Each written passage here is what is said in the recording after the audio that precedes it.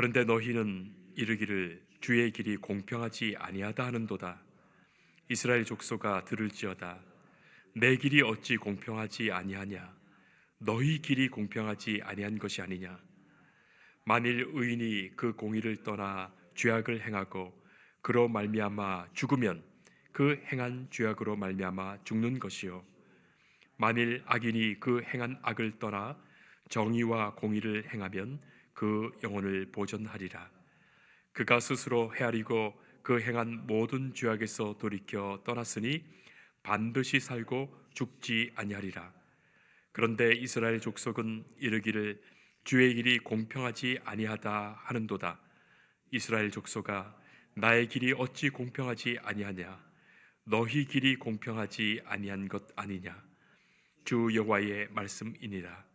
이스라엘 족속아 내가 너희 각 사람이 행한 대로 심판할지라. 너희는 돌이켜 회개하고 모든 죄에서 떠날지어다. 그리한즉 그것이 너희에게 죄악의 걸림돌이 되지 아니하리라. 너희는 너희가 범한 모든 죄악을 버리고 마음과 영을 새롭게 할지어다. 이스라엘 족속아 너희가 어찌하여 죽고자 하느냐? 주 여호와의 말씀이니라. 죽을 자가 죽는 것도 내가 기뻐하지 아니하노니 너희는 스스로 돌이키고 살지니라. 아멘. 오늘 우리는 하나님의 참으로 소중한 말씀을 듣게 됩니다. 하나님의 말씀이에요. 나는 너희가 살기를 원하노라. 성도 여러분, 이 세상에 누가 죽기를 원하겠습니까? 사람은 누구나 살기를 원합니다. 잘 살기를 원하고 평안히 살기를 원하고 건강하게 살기를 원합니다. 그런데 죽을 길을 가면서 살기를 원하는 거기에 문제가 있는 거예요. 죽어가면서 산다고 생각하는 거기에 문제가 있습니다. 생각해 보세요. 분명히 잘못된 것입니다. 그러나 죽을 길을 가면서 살기를 바라고 있는 것입니다. 이 얼마나 모순되고 어리석은 모습입니까? 하나님도 우리가 살기를 원하시고 인간도 살기를 원하는데 뻔히 죽을 길을 가면서 하나님께 살려달라고 기도한다면 이 얼마나 어리석은 기도입니까? 이제는 살 길을 찾아야 합니다. 주님이 보여주시는 살 길로 나아가야 됩니다. 그러면 어떻게 되겠습니까? 내 생각을 버리고 하나님의 생각을 들어야 하는 거예요. 내 말을 그치고 하나님의 말씀을 들어야 합니다. 백종원 씨가 나오는 TV 프로그램이 있는데 직접 작은 매장을 찾아가서 자영업을 하는 그 주인이 또 음식을 만들고 하는 것을 보면서 그것을 코치해주는 그런 프로그램이 있습니다. 그런데 그 중에 한 방송에 이제 백종원 씨가 찾아가서 이렇게 저렇게 말을 하는데 자꾸만 그 말을 들으면서 변명하고 토를 달고 자기 주장을 자꾸 하니까 백종원 씨가 나중에는 그만두라, 나도 그만두겠다, 그렇게 말하는 겁니다. 도무지 배울 자세가 안 되어 있다는 거예요. 그래서 가르쳐주기가 싫다는 겁니다. 뭣도 모르면서 자기 고집만 부리니 말이죠. 자기 하고 싶은 대로 그렇게 할 거면 뭐하러 컨설팅을 합니까? 버릇처럼 습관처럼 변명과 핑계와 자기 정당화하는 말만 하니 말이죠. 그 프로그램을 보는 시청자의 마음도 답답해지는 거예요. 제3자의 입장에서 보더라도 왜 저 사람을 섭외했을까 싶습니다. 그런데 그것 보면서 제 마음에 드는 생각이 우리가 하나님 앞에서 그렇게 살아가고 있는 것은 아닌가 싶은 겁니다. 내 똥꼬집대로 말입니다. 죽을 길 가면서 죄악된 길을 가면서 평안치 못할 길을 가면서 잘 되게 해달라, 평안케 해달라, 인도해달라, 살려달라 하니 말이죠. 자기가 잘못해놓고도 이스라엘 백성들이 하는 말이 이것입니다. 오늘 우리가 함께 읽은 25절에 주의 길이 공평하지 아니하다 말하는 거예요. 하나님은 공평하시지 않다, 그렇게 말합니다. 적반하장이 따로 없죠. 적반하장이란 말은 도둑이 도리어 매를 든다는 말이에요. 오늘 말씀을 보면 이스라엘 백성들이 하나님께 주의 길이 공평하지 않습니다 말합니다. 듣고 계신 하나님이 얼마나 기가 찰까요? 그런 말을 하는 이유는 이런 것들이에요. 왜 이방인들은 잘 되고 하나님의 백성인 우리는 이렇게 되었습니까? 왜 바벨론은 저렇게 흥하고 우리를 무너뜨리고 우리는 바벨론의 포로 노예되어 끌려왔습니까? 어떻게 하나님의 성전이 하나님을 모르는 이방인들에 의해서 처참히 무너진 것입니까? 왜 하나님은 우리를 죽이려 하십니까? 도대체 하나님은 공평하십니까? 하나님은 공평하지 않습니다. 그렇게 말하는 거예요. 여기에 하나님이 말씀하십니다. 이스라엘 족속아 들을지어다. 내 길이 어찌 공평하지 아니하냐? 너희 길이 공평하지 아니한 것 아니냐? 하나님이 택하여 사랑하신 아브라함, 요셉, 모세, 다윗, 그들의 아들이나 후손일지라도 그가 범죄하여 살면 하나님이 그 죄로 심판하시는데, 그리고 하나님의 택하신 백성이 아니라 이방인이라 할지라도 하나님의 공의를 구하며 가증한 일에서 떠나며 하나님의 의를 따른다면 악인이 돌이켜 구원받는 것을 기뻐하시는 하나님께서 마땅히 그의 영혼을 살리시며 구원하시는데, 그것 두고서 이스라엘 백성들이 하나님은 공평하지 아니하도다 말하는 거예요. 성도 여러분, 우리는 가끔 생각하지요. 하나님께서 왜 내게 복을 주시지 않고 어떻게 저런 사람에게, 저런 인간에게 복을 주시는가? 성도 여러분, 하나님은 공평하십니다. 우리의 마음의 중심에서부터 하나님의 그 공평을 인정해야 합니다. 하나님은 공의로 다스리시고 공평으로 대하십니다. 우리 생각에 아무리 불공평하다고 생각할지라도 하나님은 공의로우시며 하나님은 공평하십니다. 그리고 그 공의로우신 하나님, 공평하신 하나님이 그 공의 위에, 그 공평 위에 베푸시는 은혜가 있다는 것을 인정해야 돼요. 성도 여러분, 사실 우리는 다 죄인이라서 하나님의 공의 앞에 반드시 죽을 수밖에 없는 자들이에요. 결코 우리의 의로는 구원받을 수가 없습니다. 조금도 구원받을 의가 없습니다. 그러나 오늘을 살게 하신 하나님의 은혜가 내게 있음을 생각해야 되는 거예요. 우리가 이 자리에 나온 것도 하나님께서 베푸신 은혜예요.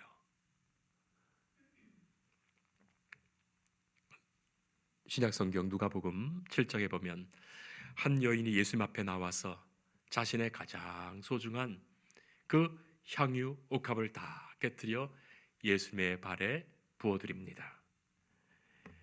그 은혜 때문이에요. 그 용서 때문이에요. 그 사랑 때문입니다. 은혜를 입고 은혜를 아는 자는 공평을 문제 삼지 않습니다. 그러나 자신에게 베푸신 그 은혜를 잊고 사는 바리새인은 자기가 누리고 있는 수많은 좋은 것들을 생각하지 못하고 이 여인에게 예수님께서 베푸시는 용서와 사랑에 공평을 문제 삼는 거예요. 예수님이 불공평하다고 생각하는 거예요? 아니, 축복하시더라도 하나님의 의를 이루며 살고 하나님 잘 믿는다고 생각하는 바리새인인 자기를 더 축복하셔야지 어떻게 이 여인을 용서하시고 사랑할 수 있는가? 그것입니다. 성도 여러분, 우리는 모든 일에 하나님의 공의와 공평을 인정해야 합니다. 모든 일에서 말입니다.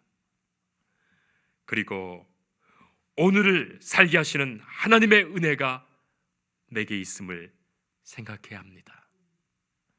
이 모든 잘못된 일, 모순된 일, 불합리한 일, 어처구니 없는 일, 그러나 하나님께서는 다 아시며 하나님은 공의로우신 가운데, 공평하신 가운데 우리에게 은혜 베풀고 계심을 우리는 잊지 말아야 합니다.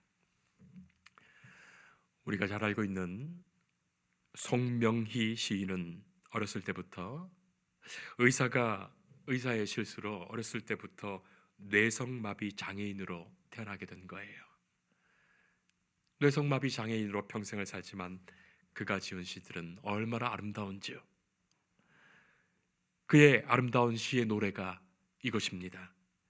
나 가진 재물 없으나, 나 남이 가진 지식 없으나, 나 남에게 있는 건강 있지 않으나, 나 남이 없는 것 있으니, 나 남이 못 본 것을 보았고, 나 남이 듣지 못한 음성 들었고, 나 남이 받지 못한 사랑 받았고, 나 남이 모르는 것 깨달았네. 공평하신 하나님이 나 남이 가진 것 나 없지만 공평하신 하나님이 나 남이 없는 것 갖게 하셨네.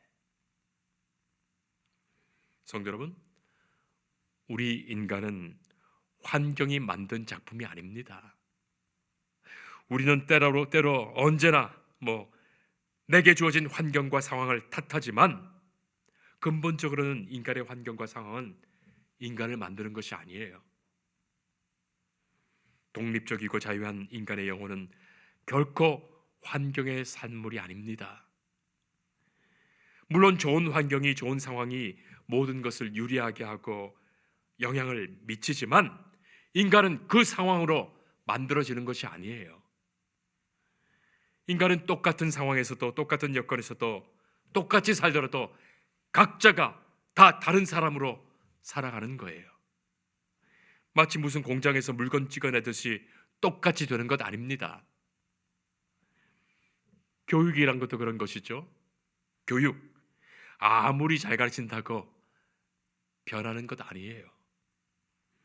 교육이 본래부터 하나님이 주신 것을 충분히 잘 드러내도록 돕는 것일 뿐이지 교육 그 자체가 사람 만들지 못합니다. 그래서 기독교 교육은 인간이 수고하고 애를 쓰며 최선의 것을 가르치지만 결국 그를 변화시키고 그를 성장시키며 성숙하게 만드시는 이는 성령님이심을, 성령님의 역사가 있음을 고백하며 알게 되는 거예요. 지식이나 경험은 줄 수 있지만 사람의 변화는 오직 성령께서 하시는 거예요. 여러분, 제1환경이 무엇입니까? 제1환경이 부모예요. 그러나 부모가 선하다고 자식이 자동적으로 선해지는 것도 아니고 부모가 악하다고 자식이 당연히 악해지는 것도 아닙니다. 삶의 환경이 중요하지만 환경을 탓할 것 아니에요. 환경을 놓고서 하나님의 공의를 신문해서는 결코 안 된다는 것을 알아야 하겠습니다. 그리고 하나님의 구원과 심판은 언제나 지금 이 자리에 있음을 꼭 기억해야 합니다. 하나님은 오늘의 나를 만나시고 오늘의 나의 변화와 그 믿음을 보시는 거예요. 그래서 내가 주 안에 있음이 감사해요.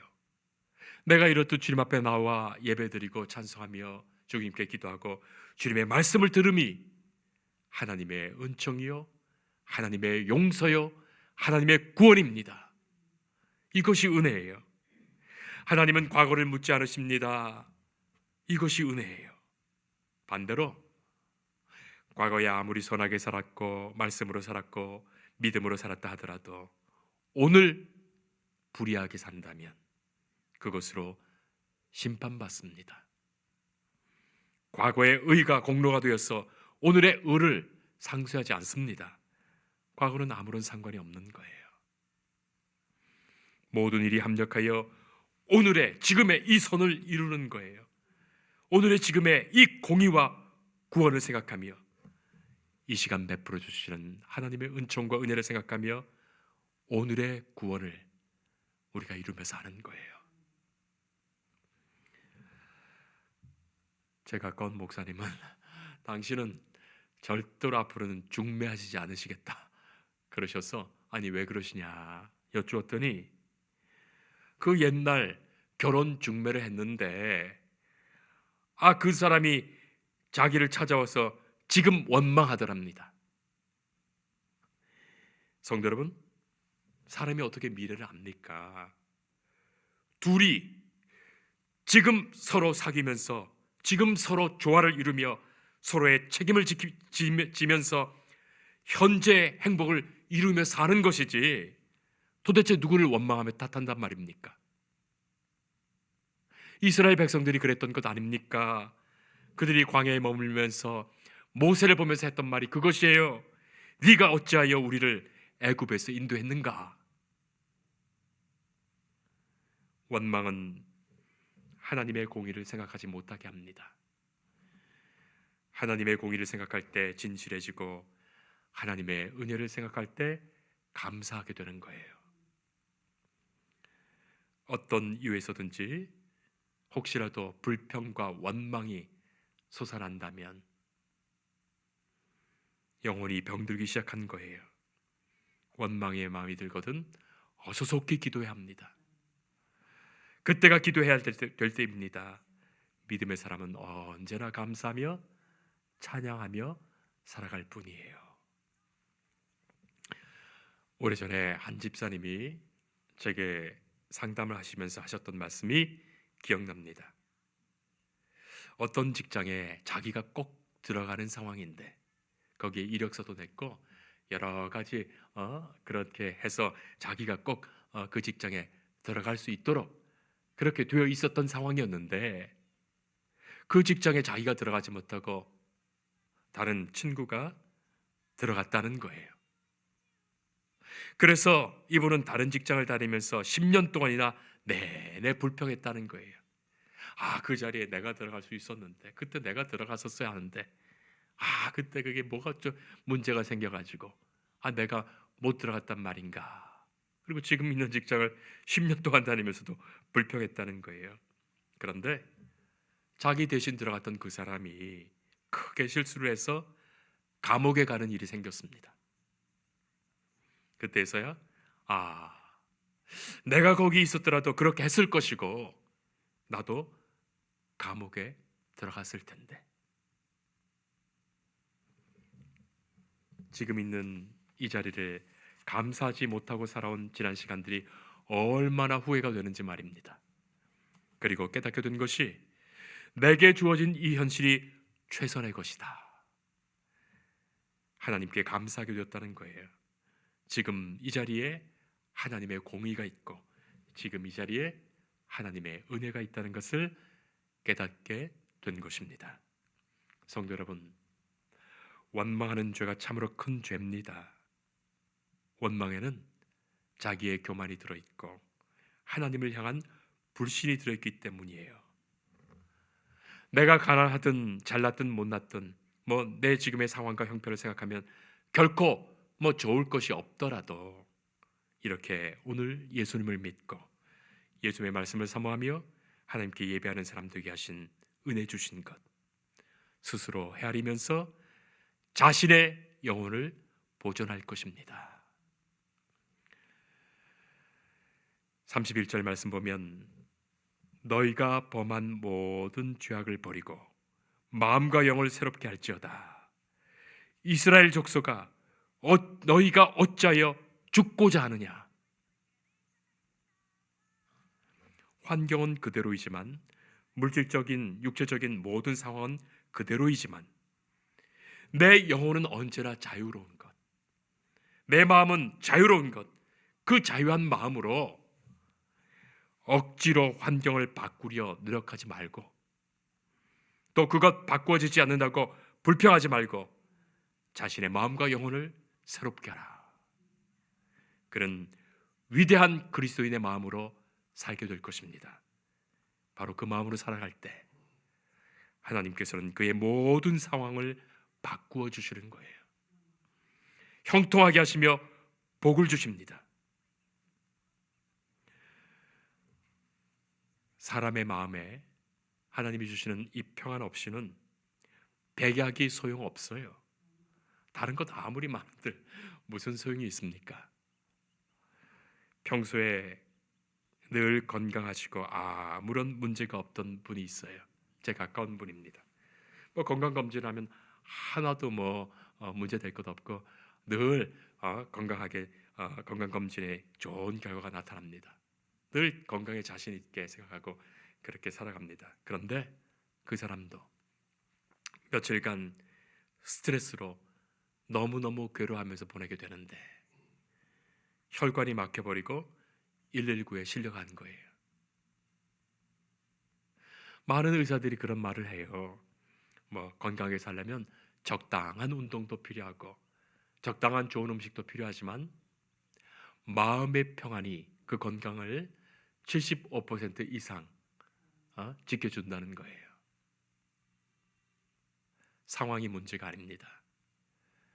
우리의 마음을 새롭게 하시며 주의 평안 안에 거할 때 하나님이 주시는 참된 행복과 평강과 복된 삶을 살아가는 것입니다.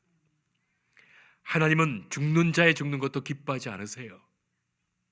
오늘 우리가 말씀을 읽지 않았지만 18장 23절에 주 여호와의 말씀이니라. 내가 어찌 악인이 죽는 것을 조금인들 기뻐하랴. 그가 돌이켜 그 길에서 떠나 사는 것을 어찌 기뻐하지 아니하겠느냐. 말씀하시는 하나님이세요. 오늘 우리가 읽은 맨 마지막 절, 주 여호와의 말씀이니라. 죽을 자가 죽는 것도 내가 기뻐하지 아니하노니 너희는 스스로 돌이키고 살지니라. 너희는 돌이켜 살지니라. 하나님이 주시는 생명구원의 이 길에 돌이켜서는 우리 모두가 되기를 축복합니다. 기도하겠습니다.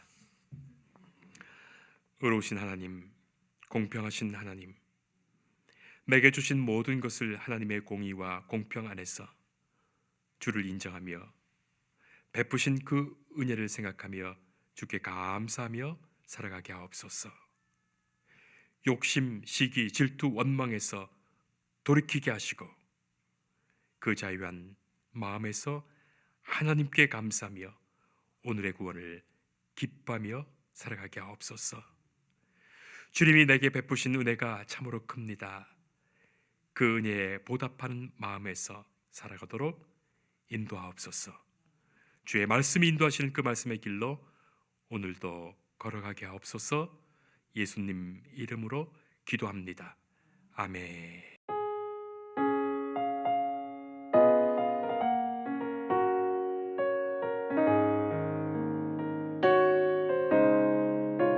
주 예수 내가 알기 전 날 먼저 사랑해